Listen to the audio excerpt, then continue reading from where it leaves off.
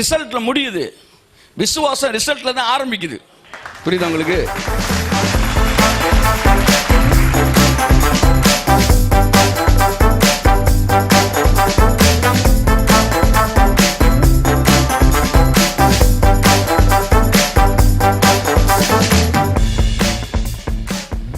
நான் மீட்டிங் நடத்தும் போதெல்லாம் அங்கே ஒரு பெரிய ஹால் இருக்கு, ஏசி ஹாலு. நம்மளோட மீட்டிங் அட்டன் பண்ணவர் ரொம்ப நம்ம மேலே இதாகி அந்த இடத்த ரெகுலராக தர நீங்கள் வந்து எப்போ நடத்திக்காங்கன்னு ஃப்ரீ ஆஃப் காஸ்ட் உங்களுக்கு தரேன், நீங்கள் எதுவுமே தரக்கூட, நீங்கள் ஜஸ்ட் நீங்கள் யூஸ் பண்ணிக்காங்க. பெரிய பெரிய மினிஸ்டர் ஆஃப் கார்லாம் அங்கே வந்து தமிழ்நாட்டில் மிகப்பெரிய ஊழியர்கள்லாம் வரும்போது அந்த ஹாலில் அந்த கிரவுண்டில் நடத்துவாங்க மீட்டிங். அங்கே எனக்கு அது இலவசமாக தந்திருந்தார். ஒரு குறிப்பிட்ட காலகட்டத்தில் நான் மதுரைக்கு அவங்களுக்கு தெரிஞ்ச சிலர்லாம் வந்து இந்த மீட்டிங் வந்திருந்தப்போ ஊழியர்களோடு நான் அவங்களுக்குள்ள தொடர்பு படுத்தினேன். இவங்களும் ஒருவேளை அந்த ஊருக்கு போனால் நாளை பண்ணி யூஸ் ஆகட்டும்னு சொன்னேன். திடீர்னு அவர் என்ன சொல்கிறோம், உங்களுக்கு சாரி சார் உங்களுக்கு இடம் தர முடியாது அப்படின்னேன். என்னன்னு தெரில, அவங்கள சுற்றி இருக்க நிறையா பேரே வந்து நம்ம கூட மினிஸ்ட்ரியில் ரொம்ப இன்வால்வ் ஆனோம். அது பர்சனல், அவரோட பர்சனல் செக்ரட்டரி நம்ம மினிஸ்டரில் பயங்கரம்னா அவர் அடுத்த நாள் சொன்னார், சார் நான் உங்களுக்கு ஒரு உண்மையை சொல்கிறேன், மதுரையிலேருந்து சில நல்லுள்ளம் கொண்டவர்கள் வந்தார்கள், வந்து அவங்க பேர் ஃபிகர் எல்லாத்தையும் சொல்லி முடிச்சு அது வந்த பிறகு தான் பேசணுன்னு அவர் இதுதான் உங்கள் முடிவுக்கு காரணன்ட்டார். எனக்கு கொஞ்சம் வருத்தமாக இருந்துச்சு. இப்போ என்னன்னா அடுத்து எனக்கு அதெல்லாம் பிரச்சனை இல்லை, ஏன்னா நம்ம எப்போவுமே முடிவோடு தொடர்புடையவர்கள். இப்போ இந்த மீட்டிங் எங்கே கொண்டு போகலான்னு திடீர்னு பார்த்தா இன்னொரு சர்ச்சுக்கான நான் ரீடைரக்ட் ஆனேன். அந்த சர்ச்சில் கொண்டு போய் மீட்டிங் நடத்துவதற்கு அந்த சர்ச் பாஸ்ட் ஓகேன்ட்டார். உடனே அந்த பாஸ்டர்ஸ் மீட் அங்கே திருப்பினேன். ஏறக்குறைய ஒரு 200 பாஸ்டர்ஸு 150 பாஸ்டர்ஸு அவங்க அன்னைக்கு அந்த சர்ச்சுக்கு ரீடைரக்ட் பண்ணிட்டோம். நான் சொல்கிறேன், அந்த டேட்டில் தான் நான் கிருபைனா என்னன்னு தெரிஞ்சுக்கிட்டேன்.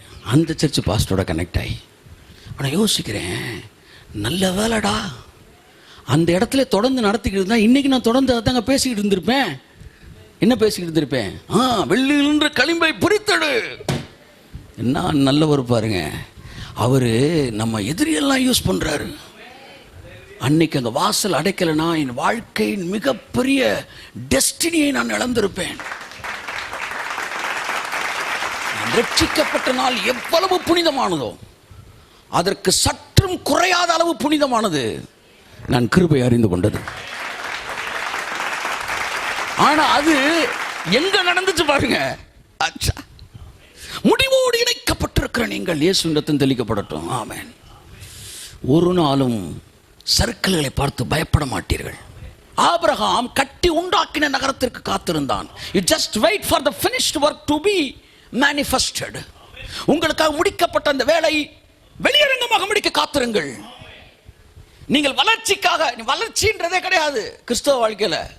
வளர்ச்சின்ற தானா நடக்கிறது. ஜெபிக்கிறவன் தான் வளர்ச்சியை கொண்டு வருவான். பாருங்க, 50லேருந்து 80 கொண்டோம் சார், விடாத ஜெபத்தின் மூலமாய் நாங்கள் 80லேருந்து 90க்கு வருகிறோம். அது வேண்டாம். Faith always connected with the finished and complete work. இந்த வளர்ச்சி தானா நடந்துகிட்டே இருக்கும். நீங்க 100 யோசிச்சிட்டீங்களே, 1000 யோசிச்சிட்டீங்களே, 1000 யோசிச்சிட்டீங்கன்னா 350, 450, 650 எப்ப நடக்கணும் உங்களுக்கு தெரியாது. உங்களை பொறுத்தவரை 1000 6 மாசத்துக்கு முன்னாடியே வந்துருச்சு. கைத்தற்கு ஒருத்தருக்கு அந்த 1000 நிக்கிறீங்க, 1000க்கு பேசுறீங்க, 1000க்கு உலாவுறீங்க, 1000க்கு மிதக்குறீங்க, 1000க்கு வாழ்றீங்க. 6 மாதம் கழித்து வரக்கூடிய சந்தோஷம் 6 மாதத்திற்கு முன்பாகவே வந்து விட்டது. ஜெபம் ரிசல்ட்ல முடியுது, விசுவாசம் ரிசல்ட்ல தான் ஆரம்பிக்குது. புரியுதா உங்களுக்கு? ஜெபம் ரிசல்ட்ல முடியுது, விசுவாசம் ரிசல்ட்ல இருந்தா தொடங்குது. ஜெபத்துக்கு 6 மாசம் கழிச்சு 1000, விசுவாசத்துக்கு தொடங்கும் போது 1000. அது இடையில வளர்ச்சி அடையலாம், பெருக்கலாம், என்ன வேணா நடக்கலாம். ஆனா முடிவுல ஒண்ணுதான் நடக்கும். எம்ஜிஆர் படத்துல கடைசி எம்ஜிஆர் உயிரோட இருப்பார். அவ்வளவுதான் எங்களுக்கு தெரியும். அதுக்கு மேல உங்களுக்கு வில்லை யாரா இருக்கட்டும், நம்பியார் இருக்கட்டும், வீரப்பா இருக்கட்டும், அசோகனா இருக்கட்டும், எங்கால் சாக மாட்டாரியா? உங்களை எத்தனை பேர் நம்புறீங்க வில்லனோட ஹீரோ பெரியவர்னு? அப்புறம் பிசாசை பற்றி பயப்படுறீங்க, அப்புறம் வியாதியை பற்றி பயப்படுறீங்க. அவர் பெர்மிஷன் இல்லாம உங்க எல்லைக்குள்ள ஒன்றும் நெருங்கவே முடியாது. இயேசுவின்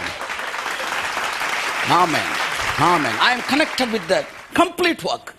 கர்த்தர் உங்களை ஆசீர்வதிப்பார். கண்கள் மூடி நாம் ஜெபிப்போம்.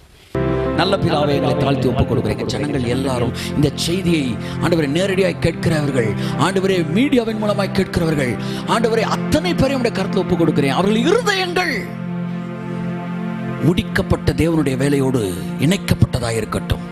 இந்த செய்தியை கேட்க ஒவ்வொரு வாழ்க்கைக்கும் ஒரு சிறப்பான வாழ்க்கையை, ஆசீர்வாதத்தை நீங்க முடிச்சு வச்சிருக்கிறீங்க. அதோடு அவர்கள் இருதயம் இணைக்கப்படுவாராக. இன்றைக்கே அதை அனுபவிக்க ஆரம்பிப்பார்களாக. விசுவாசம் என்பது நிகழ்காலத்தோடு தொடர்புடையது அல்ல, அது முடிக்கப்பட்ட எதிர்காலத்தோடு தொடர்புடையது. அதை நோக்கி அவங்க சந்தோஷமா அதை பார்த்து அதோடு இணைக்கப்பட்டு துதிக்க ஆரம்பிக்கட்டும் ஆண்டவர். எஸ், உங்கள் சூழ்நிலைகள் மாறுகிறதை நீங்கள் பார்ப்பீர்கள். உங்கள் குறைவுகள் நிறைவாகிறதை நீங்கள் பார்ப்பீர்கள். உங்கள் இருதயம் மட்டும் எப்போவுமே சக்சஸில் இருக்கும்.